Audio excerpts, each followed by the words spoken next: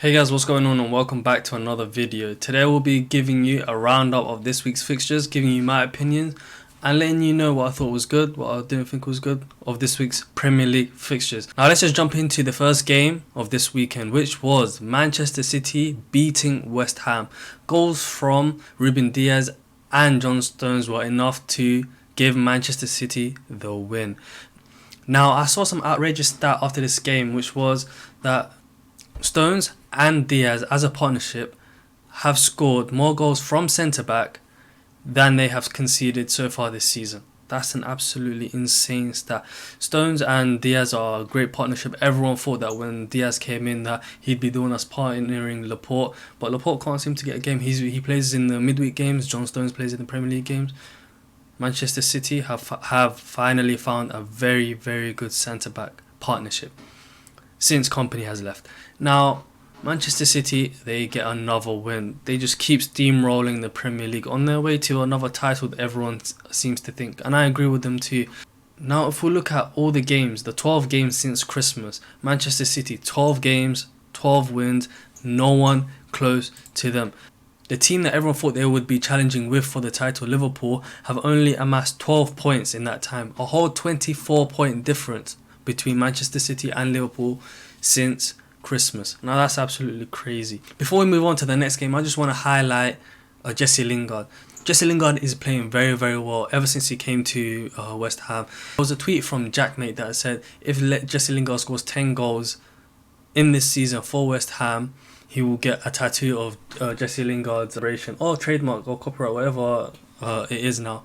It just goes to show you that if you take a person out of a rough situation, I know he had some family issues, loss of form, he wasn't playing very well at Man United, and if you take yourself away from a situation like that and put yourself into a new fresh environment where you can thrive, good things can only happen. And Jesse Lingard has shown that. He's shown the world his talent, he's shown the world his determination, how hard he's been working, and it's finally showing for West Ham. Hopefully they sign him on a permanent, because it seems like the chapter at Man United has come to an end. It's good for him to kickstart his career again at West Ham.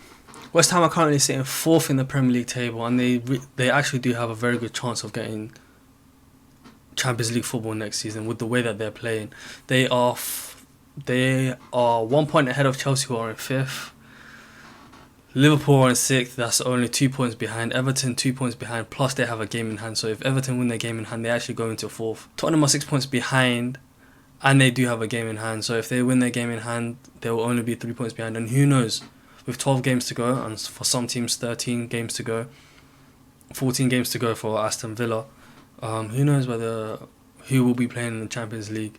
And if we look at West Ham's form since Christmas, 12 games played, 7 won, 3 drawn, 2 lost. They are doing very, very well. They seem to have found a formula under David Moyes. David Moyes seems to be getting the best out of their players. Mikel Antonio is one of my favourite players in the Premier League. He's so strong, powerful, holds up the ball, and is a decent finisher. And he's been able to grow into that role, even pushing Haller down, even though they spent big money on him. And because of how well he's been playing, they had to, and how badly Haller was playing, they shipped him out to Ajax, who didn't even register him for the Europa League campaign that they were going through. But yeah, West Ham are doing very, very well. They are actually, I wouldn't even call them, would you call them a dark horse? Would you call Leicester City and West Ham dark horses to finish in the Champions League, even though that they're currently there right now? Leicester City are decimated by injuries. They have lost, before the Arsenal game they were down 6 players, and they lost 2 more players during the game in their 3-1 loss to Arsenal. Now that we're on the topic of Leicester and Arsenal, we might as well go through it. Arsenal won 3-1 at King Power Stadium. Only second time in Premier League history that Arsenal has won at the Leicester City Stadium. The last time that they won it was in 2015 when the Leicester City team won the Premier League. Arsenal was the only team that were able to do the double over Leicester City that season. And man, as an Arsenal fan, that was an amazing opportunity to win the Premier League. Haven't had an opportunity like that ever since, but that season, oh man, we should have won the Premier League. We should have done much better than we actually did, because all the other big teams, they were having down years, and we should have took advantage, and we still haven't won the Premier League since 2004, which is absolutely insane. Now, if we go back to Saturday's matches, West Brom versus Brighton, a big talking point. West Brom score a header from a corner or a free kick, I believe, and Brighton they had a bunch of chances. Brighton, they got a free kick. The referee blows the whistle. The goalkeeper hasn't finished sorting out his ball. He's on the other side. Referee blows his whistle. Lewis Dunk kicks it into the empty goal, into the empty side of the net, and the referee doesn't give it. The referee doesn't give it. He blew once for the free kick to be taken. Lewis Dunk shot while the ball was in midair. He blew again. Now, he didn't give the goal initially. Then, upon review, he gave the goal. Then he didn't give the goal again. It was absolutely confusing. No one understood why he didn't give. If you blow the whistle and he scores, then it should be a goal, right? But I don't know. Let me know your thoughts on whether you think that was a goal, because to me, it was a goal. Refereeing standards in England, man. I don't know. It just seems so bad. Like every year, we keep talking about referees doing bad jobs in games, getting big decisions wrong. I thought, and as well as everyone else thought, that once the VAR is implemented, it is there to help the referees. Now, I'm not saying the referee's job is very easy. They only have one chance to look at something in real time. They can't slow it down. It happens at full speed, and just like they're human, they can be blocked. They didn't see it, anything. But once VAR is there, we all thought, now finally, there's no reason for a referee to get a big decision wrong. How many times have you seen the VAR get a decision wrong, referee get a decision wrong, both of them get a decision wrong, man? And then I don't understand what it is in like Sky Sports and the BT when they overly praise VAR for doing their job, for getting a decision right. In the Arsenal-Leicester game, there was two decisions that VAR got right. Firstly, it wasn't a penalty when Pepe was fouled by Ndidi. It was just outside the box. Correct decision by VAR. Even though the referee gave the penalty, I thought it was a penalty at the time, but VAR looked at it and they saw that it was not a penalty. Correct decision. Secondly, Pepe had a shot outside the box. The ball went in as the ball was coming into the box. Wilfred Ndidi handballed it. He had his arms in there. His arm, penalty. Referee didn't give it at the time, but VAR gave it. Boom. Now, what is this like overly praising VAR? There's actually a great Balotelli quote. Mario Balotelli was asked why he doesn't celebrate scoring a goal, and he said, when a mailman delivers letters, does he celebrate? So he's like, for doing your job, does it need to be? Let me know, man. I think because the VAR has got so many decisions wrong, it seems like when they do get a decision right that they should get right, they have replays, they see multiple different angles, they can slow it down. When they do get it right, they get overly praised for it. I don't know if it's just me, man. I don't know if you've seen it, but on Reddit and on Twitter, they go in detail about Brighton's expected goals this season. And if you look at their expected goals and expected points, they should be doing so much better. Not like they should be up a couple places in the league. No, they should be doing significantly better. If Brighton had a not even a top striker, just a good striker who could finish their chances, man, they would actually be a very dangerous team, because they have a decent defense, in my opinion. I really like Basuma midfield. They are able to transition the ball from defense to midfield to attack, and it's not like they're always generating like one chance a game, or it's just like a half a chance. No, they're generating very, very good chances multiple times a game. And for me, it would be such a shame for Brighton to go down. They play good football. Graham Potter's actually a very good manager. He beat Arsenal when we played them in the Premier League for Östersund, I believe. A very good manager. Plays football the right way. But man, I don't know how he doesn't pull his hair out every single game, because the amount of chances that they create, the amount of chances that they get, they're so unlucky. I remember they hit the post many times this season, but they just can't finish their chances. Crystal Palace versus Fulham is a game that I did not watch, to be honest. It was a 0-0. On the topic of Fulham, actually, they are currently in 18th place. They're only 3 points behind Newcastle, who are 17th, and 3 points behind Brighton, who are actually 16th. But Fulham, since Christmas, they have the joint second best defence in the league. The joint second best defence. Now, credit should be given to Scott Parker. After the first few games of the season, I absolutely writ off Fulham. I thought 100% that they're going down, because I just didn't see how. They were too open, see many chances, not doing well in attack. Every time I've watched Fulham this season, And it's maybe because I watch them when they're playing against big teams, but they seem to play on the counter attack. They're able to transition the ball. They have Ademola Lookman is a very, very good player in my opinion. Mitrovic barely gets into the team, but if they had a good finisher as well, man, their problem is scoring goals. That's the problem with Fulham. And Brighton is scoring goals but finishing them. Their finishing is absolutely appalling. Leeds, Aston Villa. Aston Villa, we found out that Jack Grealish is going to be out for a little while. And man, do they miss him. Honestly. When I saw them, they just don't look the same. Obviously, when you take out a team's best player, they're not going to look the same. But Aston Villa did miss him. But they didn't need him to get the win against Leeds United. Leeds United, man, it's either they win or they lose. No draws. Since Christmas, I know I keep bringing it up since Christmas, but since Christmas, Leeds have played 12 games, 6 wins, 0 draws, 6 losses. Just crazy. If you want to watch entertaining Premier League football, you watch Leeds United games, honestly, because they do man-to-man marking, they attack, they defend, they leave the midfield open. It's just very, very, very entertaining football. So entertaining, in fact, that Bielsa's tactics have been questioned. Are they tactics to win Premier League games, or are they tactics for entertainment purposes? Because they did lose big against Man United. They did lose big, kind of big against Arsenal. They lost 4-2. But it seems like they are so open when they do the man-to-man marking that if a team is very good on the transition, just like United were, they'll have a lot of success against Leeds United. But Leeds United are doing very well this season in their first season back in the Premier League. And I only think that once they get more investment, they're able to buy higher quality Premier League players, they'll do really, really well. Now let me know, do you think Bamford should go to the Euros?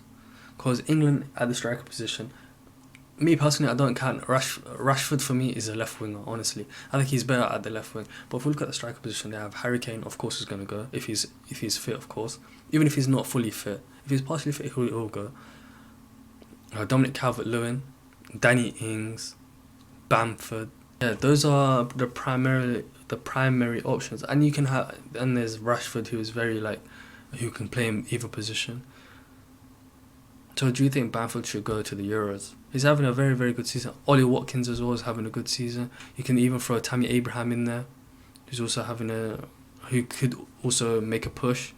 But yeah, let me know, who do you think who's going to be taken to the Euros this summer in the striker position? Newcastle versus Wolves. Newcastle, man, I don't know what to say. Steve Bruce's tactics are terrible. They don't create enough chances. They don't attack enough. If we look at the forms of the teams in and around the relegation zone, Newcastle are not doing very, very well. Newcastle are actually doing very bad. Only Southampton are doing worse than Newcastle since Christmas Day. Southampton, man, my word. They've been the team that's missing a lot of players to injury. Their starting right back is injured. Their backup right back got sent on loan to Birmingham City. They're missing 3 centre midfielders, missing some wingers. Even the strikers are getting injured. It's just Hassan Hüttl's tactics were set up to maximise the abilities of their starting 11, and now that their starting 11 they're missing a lot of players from their 11. You had to change their tactics, and unfortunately, it doesn't seem to be working. I've lost 4 of the last 5, only picking up 1 point.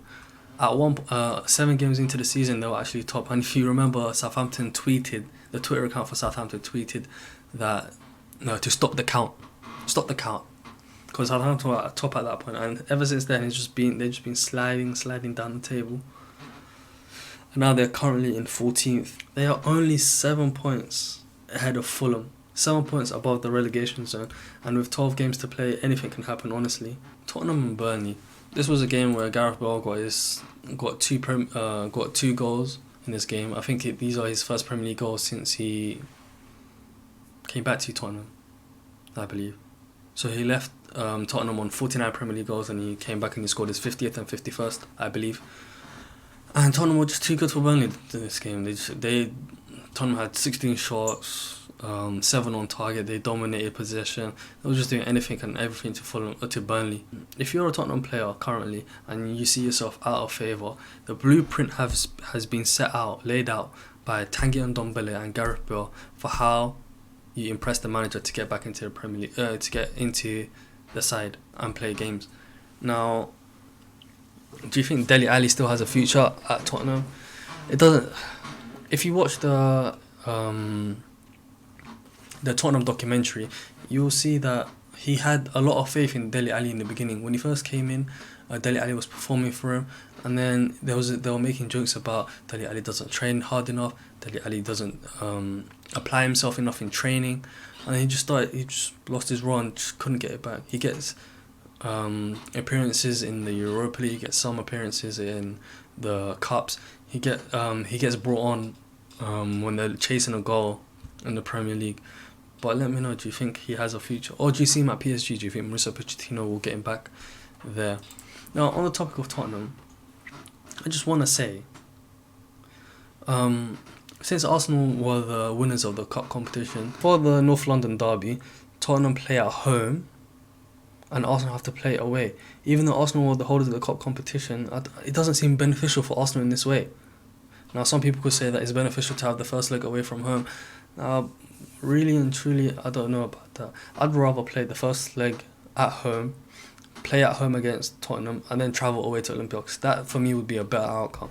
But Tottenham, for not winning the FA Cup, they get a better outcome for them. It doesn't make sense, man. It doesn't make sense. Now, the biggest game of the weekend, Chelsea versus Man United, and I'm glad I did not catch this game.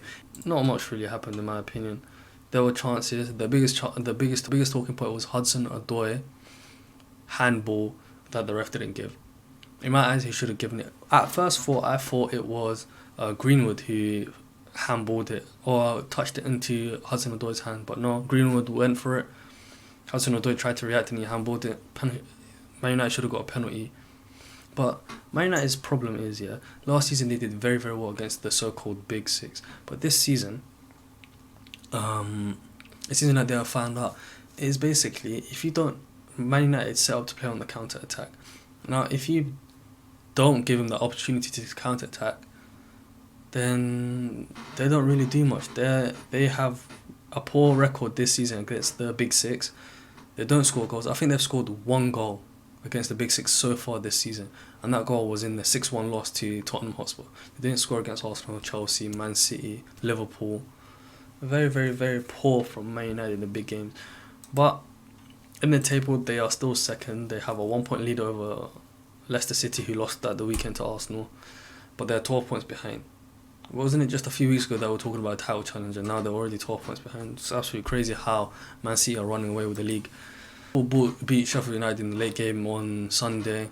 Goals from Curtis Jones and an own goal by Keane Bryant was enough to beat Sheffield United. 2-0 victory. They dominated possession, dominated the passing, more shots, double the shots, four times the shots on target. They're just dominating. And as soon as the first goal went in, Sheffield United defended brilliantly until half time, able to go in at 0-0. But then after half time, conceding a goal so early after half time, just heartbreaking, really. And you knew that as soon as Liverpool got the first goal, they were going to probably win the game. Everton beat Southampton 1-0 thanks to a 9th minute Richarlison goal after a free ball by Sigurdsson. This game was not entertaining for me personally. Both teams had plenty of shots. Southampton had some clear-cut chances actually, but they just couldn't finish. And if you can't finish, you won't win the game. And that was it for this. If you're brand new to the channel, make sure you subscribe. If you enjoyed the video, make sure you leave a like. And I'll catch you next time. Peace.